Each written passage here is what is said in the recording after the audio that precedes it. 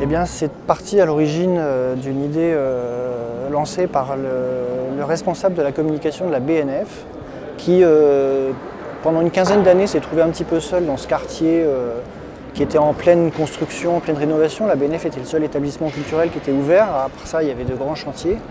Et depuis 2 ans, en fait, se sont installés plusieurs autres établissements, donc l'Université de Paris Diderot, l'École nationale supérieure d'architecture Paris-Val-de-Seine, qui est presque au niveau du boulevard extérieur. Plus près de nous, pas très longtemps, au mois de février, on a inauguré les bâtiments de l'INALCO, qui a regroupé tous ces enseignements au même endroit, alors qu'ils étaient dispersés dans Paris avant, ainsi que la BULAC, qui est la Bibliothèque universitaire des langues et des civilisations.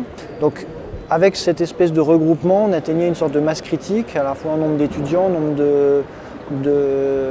d'enseignants, de chercheurs, de public pour des connaissances ou de la culture, avec la BNF qui est un organisme public, etc.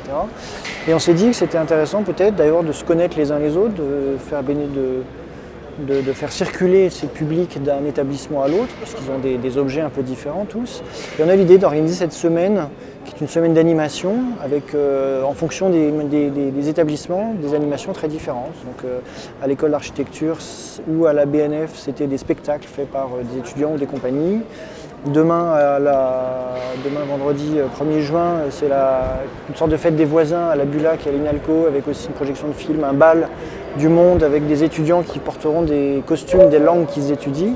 Et ici, la FMSH et le HESS ont organisé une après-midi, en fait, portes ouvertes, qui permet d'une part derrière, comme vous le voyez, d'afficher les nouveautés des éditions de la FMSH et de l'HESS, ainsi que quelques productions des presses universitaires françaises, puisque la FMSH est également un opérateur de la diffusion du livre universitaire en sciences humaines et sociales à travers le comptoir des presses d'université, qui est une librairie en ligne, un espace de vente dans le quartier latin, etc.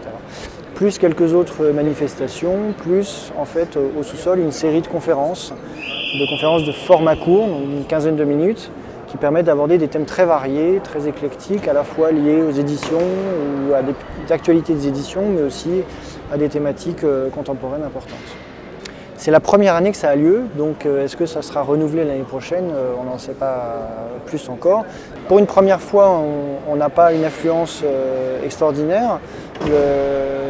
L'idée, c'était déjà aussi simplement d'essayer de faire un peu parler dans le quartier, d'essayer de commencer à attirer un petit peu aussi les gens qui travaillent ici, les gens qui vivent aussi, il n'y en a pas énormément puisque c'est un quartier qui est surtout un quartier d'activité, d'attirer d'un établissement à l'autre les gens, mais aussi simplement de montrer qu'il se passe des choses d'un côté et de l'autre. Il y a un flux qui passe, qui achète des livres, il y a même plus de ventes que prévu au niveau des ouvrages, qui viennent voir les différentes ressources qui sont présentées.